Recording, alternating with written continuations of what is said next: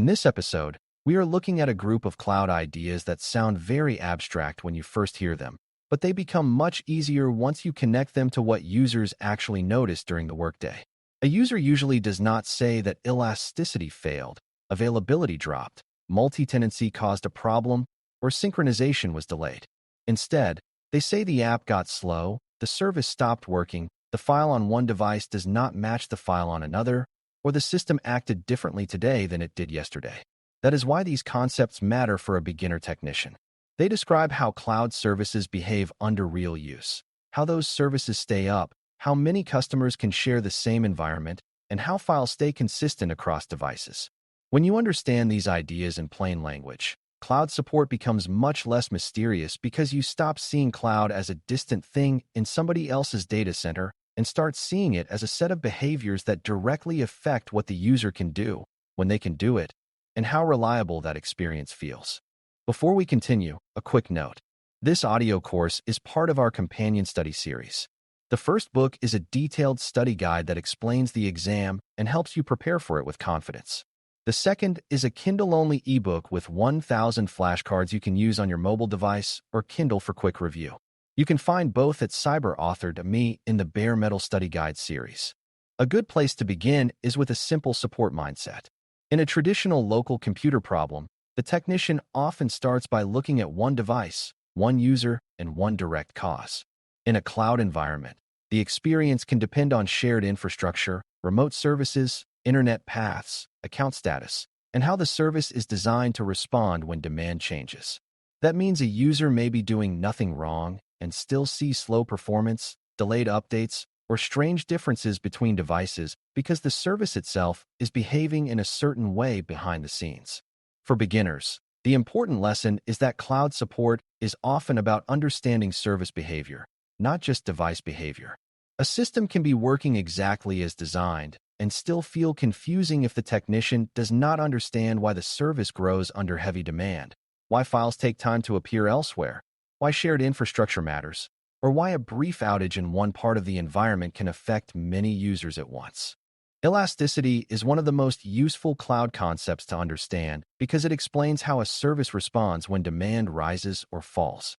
In simple terms, elasticity means the cloud service can add more resources when it needs them and reduce those resources when demand becomes lighter. A beginner can think of this like opening more checkout lanes in a busy store and closing some when the rush is over. The goal is not to keep every possible resource running all the time. The goal is to have enough power when many people need the service and to avoid wasting resources when they do not. That matters because cloud systems are often used by changing numbers of people at different times of day, week, or season. If a service is built well, it can respond to that change more smoothly than a fixed system with the same amount of power at every moment. And that gives users a better experience when demand suddenly grows. It also helps to connect elasticity to scalability, because beginners often hear those words together and assume they are exactly the same thing. Scalability is the general ability of a system to handle more work as demand grows. Elasticity is the more active behavior of adjusting resources up or down as that demand changes. A service can be scalable in principle because it is built to support growth, but elasticity is what makes that growth more dynamic in real use. For support work, the difference is helpful because it explains why one cloud service may survive a rush of users better than another service that can support growth only with more manual planning. A technician does not need deep architecture knowledge to benefit from this idea. What matters is recognizing that some services are designed to stretch and shrink more gracefully than others, and that graceful adjustment can be the difference between a busy day that feels normal to the user and a busy day that turns into widespread slowdown or complaints. You can see the value of elasticity most clearly when many users arrive at once. Imagine a school portal during registration, a business payroll system on payday, or a public-facing app during a major event. If the system can respond to the sudden increase in activity, users may notice little more than a brief delay or no delay at all. If the service cannot adjust well, users may see long waits, failed logins, missing pages, or timeouts that make the whole platform feel broken. A beginner technician should notice that the user does not care what the cloud platform had to do behind the scenes. The user only sees whether the service stayed usable when demand grew. That is why elasticity matters so much during support and troubleshooting, because if the problem appears mainly during busy times and becomes less noticeable later, the issue may not be a local device failure at all. It may be the service struggling to respond smoothly when too many people are asking for the same thing at once. Availability is another major cloud idea, and this one is easier to grasp because it connects directly to whether the service can be used when people need it. In plain language, availability means the service is up, reachable, and functioning well enough for normal work. Users do not usually think in terms of availability percentages or service design. They think in terms of whether they can sign in, open the app, save their work, and trust that the service will still be there after lunch or the next day. That makes availability a daily support concern, not just a big-picture planning term. A service with high availability is designed to reduce downtime and keep working even when hardware fails, traffic changes, or maintenance is happening somewhere in the environment. For beginners, the important lesson is that availability is not just a technical brag. It is the reason users feel a cloud service is dependable instead of fragile. Cloud providers work toward availability by reducing single points of failure and planning for the fact that parts of the environment will eventually break, restart, or need updates. That may involve duplicate systems, load sharing, automatic recovery, and careful placement of services so one failure does not take down everything at once. A technician does not need to design those systems to understand the support impact. If a service has been built for strong availability, a local fault somewhere behind the scenes may never be visible to the user because another part of the environment continues the work. If availability is weaker, then one failure can quickly become a service interruption that affects a large number of people. This matters during troubleshooting because technicians need to think about the difference between a user problem and a service availability problem. If many users in many places are reporting the same outage at the same time, the issue is probably not on one laptop or one desk. It is more likely a service-side problem affecting the cloud environment more broadly. Availability is also important because not every outage looks dramatic. Some services do not go fully down.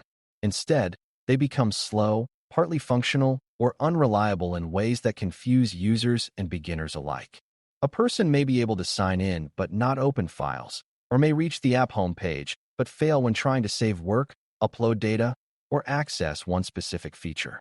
That kind of partial failure can be harder to understand than a full outage because it creates mixed signals. Some functions appear normal while others fail, and the user may describe it as the system acting weird instead of the system being down. A technician who understands availability will know that cloud services can degrade instead of simply stopping. That means support work includes watching for patterns, such as multiple users reporting the same limited feature failure, which can point to a broader service problem even when the platform still looks alive from the outside. Multitenancy is one of the cloud ideas that sounds the most unfamiliar to beginners, but the basic meaning is very simple. It means one larger cloud environment can serve multiple customers or groups while keeping their data and activity logically separated. A good beginner way to picture this is an apartment building. Many people live in the same building and use the same structure, plumbing, and power systems, but each person still has their own apartment and their own private space. In a cloud environment, multi-tenancy allows many customers to use the same underlying infrastructure without each one needing a completely separate physical setup. That helps providers use resources more efficiently and keep services more affordable and flexible. For support work, the main point is that a user may feel like they are using their own service space, but behind the scenes they are often part of a larger shared system built to separate customers logically rather than by giving every customer completely separate hardware.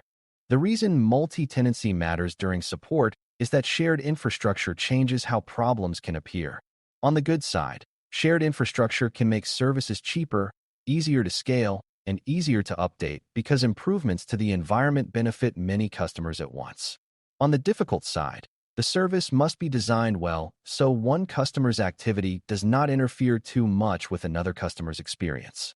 Beginners sometimes hear this described with ideas like a noisy neighbor, which simply means one tenant's heavy use can affect the shared environment if the service is not managing resources well. A technician does not need to become a cloud architect to use this idea.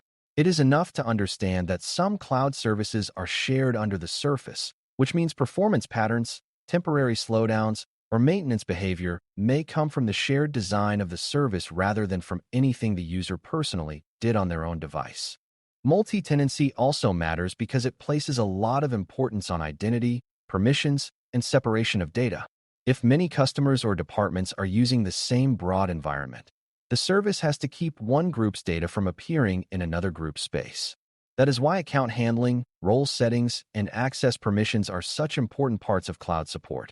A beginner should understand that cloud security is not only about keeping outsiders away. It is also about keeping each tenant properly separated inside the shared environment. When permissions are set badly, the problem may look like a sync issue, a missing file issue, or a login issue, but the deeper cause may really be that the service is not placing the user in the right logical space. That is a very practical lesson because it helps technicians remember that cloud support is often about asking who the user is, what space they belong to, and what they are allowed to see rather than focusing only on the device they happen to be holding. File synchronization is another cloud behavior that matters a great deal in daily support because it shapes how people experience their data across different devices. File sync means a service is working to keep the same file or folder content consistent in more than one location, such as a laptop, a phone, a tablet, and a cloud account. A beginner can think of this as keeping multiple copies lined up so the user can start work in one place and continue in another without confusion. That sounds simple until something goes wrong. If sync is delayed, interrupted, or conflicted, users may see one version on one device and a different version somewhere else, and that quickly turns into fear that work has been lost. Technicians need to understand file sync because many user complaints are really sync complaints expressed in plain language, such as the file is missing, the old version came back, my changes are not showing up on my other device, or someone else cannot see what I saved. A very important beginner point is that file sync is not the same thing as backup. Sync is about keeping files matched across locations, while backup is about preserving recoverable copies in case something is deleted, damaged, or changed in a bad way. This distinction matters because users often assume that because a file is in the cloud, it is automatically safe in every possible sense. In reality, a sync deletion can still remove the file from multiple places if the service is doing exactly what synchronization is supposed to do. A technician who understands this difference can explain problems more clearly and avoid creating false confidence. If a user deletes the wrong file and the deletion syncs everywhere, that does not mean sync failed. It may mean sync worked exactly as designed. The real question then becomes whether the service also has backup, version history, or recovery features that help undo the mistake after synchronization has already spread the change. File sync problems often come from timing, connection quality, conflicting edits, or account mismatches rather than from true file corruption. A laptop may have been offline and not yet uploaded the newest changes. A phone may still be showing cached content. Two users may have edited the same file at nearly the same time and created a conflict. One device may be signed into the wrong account or looking at the wrong shared folder. These are very common cloud support situations because the service is trying to keep many copies and users coordinated over time, and that coordination is not always instant. A beginner technician should learn to ask plain questions such as where the file was last changed, whether the device was online, whether more than one person edited it, and whether the user is looking in the right cloud location. Those questions often solve the mystery much faster than treating the issue like random file disappearance. These cloud ideas also connect closely during troubleshooting. A user may report that files are taking too long to appear, and the cause might be a sync delay, a service slowdown during high demand, or a partial availability issue in the cloud platform.